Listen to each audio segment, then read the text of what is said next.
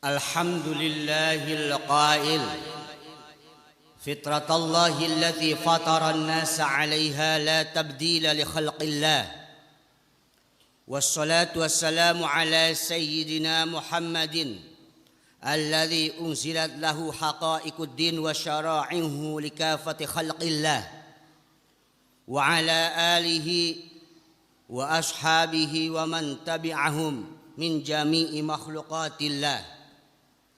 أشهد أن لا إله إلا الله وحده لا شريك له وأشهد أن سيدنا محمدا عبده ورسوله لا نبي بعده. اللهم صل على سيدنا محمد وعلى آل سيدنا محمد. وقال تعالى: يا أيها الذين آمنوا اركعوا واسجدوا واعبدوا ربكم وافعلوا الخير لعلكم تفلحون. فيا أيها الناس اتقوا الله حق تقاته ولا تموتن إلا وأنتم مسلمون. Jamaah salat Jumat Masjid An-Nabawi yang dirahmati Allah Subhanahu wa taala. Puji syukur kita kehadirat Allah yang mana pada siang hari ini semoga kita selalu diberikan kenikmatan oleh Allah Subhanahu wa taala, wabil khusus nikmat iman dan nikmat Islam. Salawat dan salam marilah kita sanjungkan kepada junjungan Nabi besar kita Muhammad sallallahu alaihi wasallam. Pembahasan kali ini khatib akan menyampaikan tentang salat menjadi manajemen konstitusi kehidupan. Ketika ditanya apa manfaat salat untuk kita, seringkali kita menjawab manfaatnya untuk kita. Tuhan tidak perlu salat kita tentunya. Lalu kita berpikir sebenarnya apa manfaatnya? Lalu saya membaca di dalam kitab Al-Hikam karya Syekh Athaillah, liyakun hammuka iqamatas shalah. Jadikan semangatmu untuk menegakkan salat atau mengejawantahkan pemaknaan salat di luar salat. La wujudas salat, bukan mewujudkan rupa salat itu sendiri. Fama kullu musallin muqimun, maka tidak setiap orang yang salat itu mengejawantahkan pemaknaan salat di luar salat. Bahwa salat ini menjadi manajemen konstitusi kehidupan. Kita kutip dari satu hadis, as-salatu imaduddin. Salat itu adalah tiang agama. Kalau kita maknai kata as-salatu itu sendiri, di dalam gramatikal Arab, ilmu sharaf, salat berasal dari kata wasala, waslatun, silatun, maka jam'ul jam'i dari silatun adalah as-salatu, yang artinya lintas keterhubungan. Din bisa dimaknai sebagai ketertundukan. Satu akar kata, beda harokat, ada kata dain, artinya hutang. Dalam konteks hutang pun ada pola ketertundukan tentunya. Maka agama adalah ketertundukan. Lalu kalau kita dalami arti agama, yang pertama ada agama yang dipandang secara sunnatullah, ada agama yang dipandang secara sunnatus syar'iyah. Sunnatullah disebut hakikat agama, sunnatus syar'iyah disebut syariat agama. Atau sunnatullah disebut hukum kejadian, sunnatus syar'iyah disebut al-hukmu al-amali atau hukum tindakan atau hukum penyikapan. Maka kalau kita garis luruskan, salat adalah lintas keterhubungan yang padu yang menjadi penopang hukum kejadian dan hukum penyikapan. Apapun yang ada di dunia ini pasti memiliki hukum kejadian dan hukum penyikapan. Saya kasih contoh. Kelahiran manusia pasca Nabi Adam dilahirkan melahirkan. Itu hukum kejadian. Tidak bisa kita bantah. Logika hukum kejadian mengatakan yang melahirkan pasti lebih berjasa dibanding yang dilahirkan. Itu agama secara hakikat.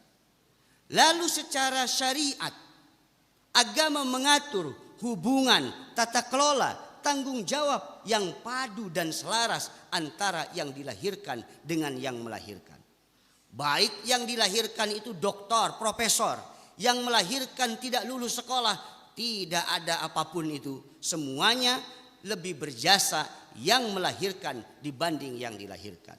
Maka pola keterhubungan hukum hakikat dan hukum syariat perlu ditopang dengan rukun qalbi, hati yang selaras, dengan rukun fi'li dan dengan rukun qauli, rukun tindakan antara yang melahirkan dan yang dilahirkan, dan rukun ucapan antara yang dilahirkan dengan yang melahirkan.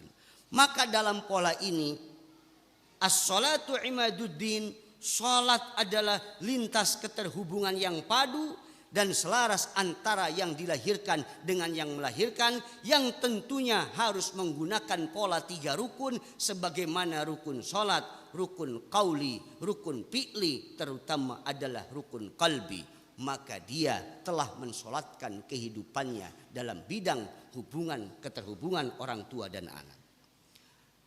Saya kasih contoh lagi. Salat menarik rezeki. Rezeki selalu terhubung antara hukum kejadian dan hukum penyikapan. Wa ma min dabbatin fil ard, tidak ada hewan yang melata di muka bumi ini illa 'alallahi rizquha, Allah yang tanggung jawab. Tapi di ayat lain kita disuruh fangtashiru, kita suruh bubar pasca sholat Jum'ah untuk mencari fadl Allah Subhanahu wa taala. Itu adalah hukum penyikapan dari pola hukum kejadian. Maka pola pencarian rezekinya itu harus dibangun dengan pola 3 rukun, rukun qalbi, rukun qauli, dan rukun fi'li. Maka dari itu setiap pemaknaan sholat, dari istiqbalul qiblah, dari al-qiyam, dari takbir, ini memiliki pemaknaan yang sangat luar biasa. Karena perintahnya adalah aqimu as-shalah. Aqimu itu artinya menegakkan. Berarti dia tidak akan mampu menegakkan kalau dirinya tidak tegak. Maka ada ayat wa qumu lillahi qanitin. Di dalam sholat kita diperintahkan untuk tegar, untuk berdiri kokoh, untuk tegak. Agar apa? Perintahnya kita menegakkan, berarti ada pemaknaan di luar. Orang tidak akan mampu menegakkan sesuatu kalau dirinya tidak tegak. Maka rukun sholat yang pertama adalah al-qiyam, yaitu tegak, tegar, berdiri betul yang kokoh. Walaupun dia ingin duduk, wajib tetap berdiri. Walaupun agak miring, wajib tetap berdiri. Karena apa? Ini adalah rukun al-qiyam yang artinya kokoh. Niatnya apa? Niatnya adalah iqamah. Maka kita sadar dalam kehidupan kita telah Allah bagi-bagi kehidupan. Ada yang jadi kiai, ada yang jadi ustadz misalnya, ada yang jadi pejabat, ada yang punya showroom dan lain sebagainya. Semuanya beda-beda. Itu adalah hukum kejadian. Maka hukum penyikapannya adalah perintah al-muamalah ar-rahmaniyah, interaksi rahmani antar makhluk semesta yang dibawa aturannya oleh Kanjeng Nabi Muhammad sallallahu alaihi wasallam. Kalau toh kita kasih contoh dia sebagai petani. Petani yang tegar, petani yang tegak, petani yang tidak lemah, petani yang mampu menegakkan kehidupannya dalam bidang pertanian. Apapun yang berhubungan dengan dirinya adalah sahabat semestanya. Kangkung adalah sahabatnya, bayam adalah sahabatnya.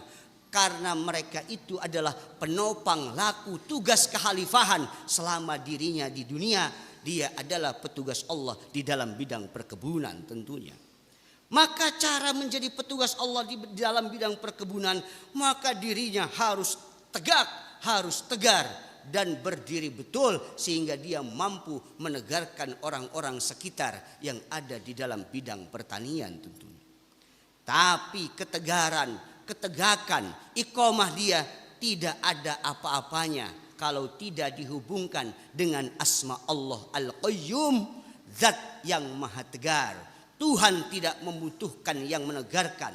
Tuhan tidak membutuhkan sesuatu dalam pekerjaannya. Tuhan Maha Esa dalam pekerjaannya. Tauhidun fil af'al. Sedangkan ketegaran kita, ketegaran yang sifatnya nisbi dan relatif, maka tentunya ketegaran itu harus selalu terhubung dengan asma Allah Al-Qayyum. Selanjutnya ada takbiratul ihram, adalah simbol syukur, simbol semangat. Kalau toh kita menjadi petani yang mensolatkan kehidupan kita, misalnya kita berdiri betul, niat mengejawantahkan pemaknaan solat di dalam solat dalam arti iqamah, lalu kita bersikap syukur, berkesinambungan, dan juga takbir merupakan simbol semangat, daya pacu dan daya juang. Selanjutnya ada angkat tangan, misalnya adalah simbol wa raf'uhu yushiru ila tafwidi. Mengangkat tangan adalah simbol kepasrahan. Dan semua itu tidak akan ada apa-apanya tanpa diiringi dengan niat yang kokoh dalam melaksanakan tugas kekhalifahannya, dirinya sebagai petugas Allah di muka bumi. Barakallahu li wa lakum fil Qur'anil azim wa nafa'ani wa iyyakum bil ayati waz zikril hakim.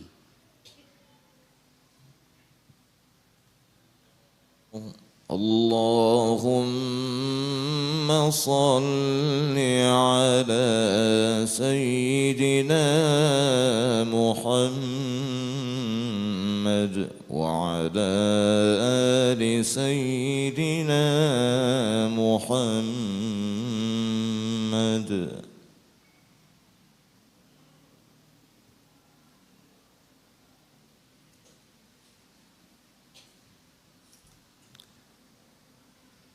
Alhamdulillah wa syukrulillah wassalatu wassalamu ala rasulillah wa ala alihi wa ashabihi wa man tabi'a rusdah.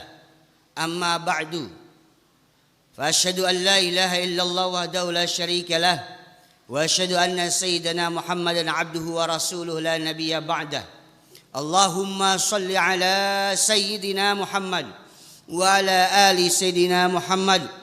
فيا أيها الناس اتقوا الله حق تقواه وراقبوه مراقبة ما يعلم أنه يراه. آمين يا رب العالمين. اللهم اغفر للمسلمين والمسلمات والمؤمنين والمؤمنات الأحياء منهم والأموات إنك سميع قريب مجيب الدعوات وقاضي الحاجات. اللهم اغفر لنا ذنوبنا ولوالدينا وارحمهما كما ربيانا صغارا.